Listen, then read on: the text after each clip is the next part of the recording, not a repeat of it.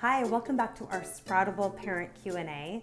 This week we have a question from a parent who wants to know, how do I avoid gender assumptions, like when I'm describing other people to my children? And why should I?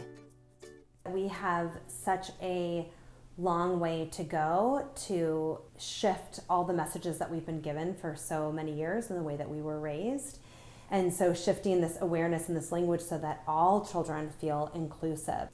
We have a wonderful resource here in our Sproutable family. Tiffany Kelly is the parent of 2 boys, one of whom is transgender, and she's going to share her experiences to help us answer these questions. The assumption of girls do this and boys do that, that only girls get periods. Oh, that's a really good example. Not necessarily. I admit, for thinking that I was liberal Seattle mom, that I would say, no, we're shopping here in the girls department. Why? Why did I, why did I care? Why was it a big thing?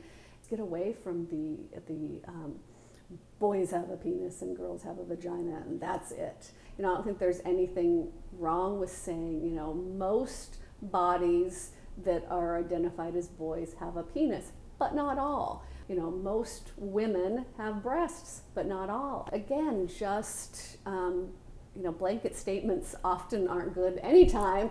So what are ways that, we can move away from? One of the biggest ahas for me as a school counselor when I began working with students that were transgender was realizing that it wasn't just about making accommodations for this one student.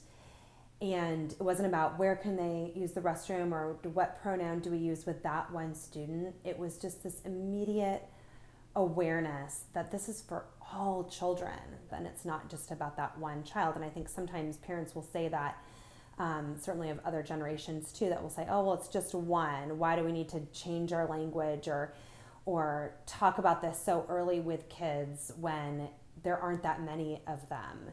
And the truth is that gender awareness and gender intelligence is good for all kids. And so even if my children identify as cisgender and they are new by 2 or 3 that they want to dress up in princess dresses as much as I tried for them to be ninjas, if they're drawn towards those kinds of toys, I still feel a responsibility as a parent for them to be aware that there are so many other children who don't fit into that one particular binary gender. And so how do I describe people without using a gender? How do I push back on my kids to say, how do you know? Just the other day, my daughter was playing with dragons and knights and automatically, even at 2, was using the pronoun of he. And I said, well, how do we know that it's a boy? We don't. It could be girls. And in fact, I made them be girl knights. So just even pushing back on our kids when they start to use those pronouns, which come naturally for kids because they want to categorize things very early. They want to put people in boxes of who we are and who they are in relationship to that.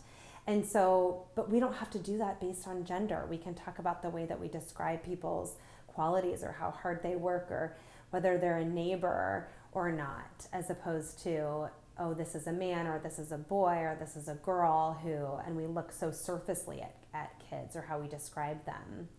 So I'm learning and still learning because I come from a place of privilege of how many biases just are automatic in my world, and that it is my responsibility to acknowledge that privilege, to be aware of biases, and to look for places that I am creating or perpetuating gender stereotypes. So maybe that is around clothes or toys or activities, and being really mindful of the language that I use, that all kids could do this activity or this sport or read this book or wear these things.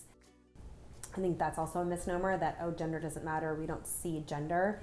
But it's the opposite. It's about being really informed and acknowledging that there is a spectrum of genders and not having it be one or the other, but everywhere in between. Thank you so much for writing in, and we will see you next time.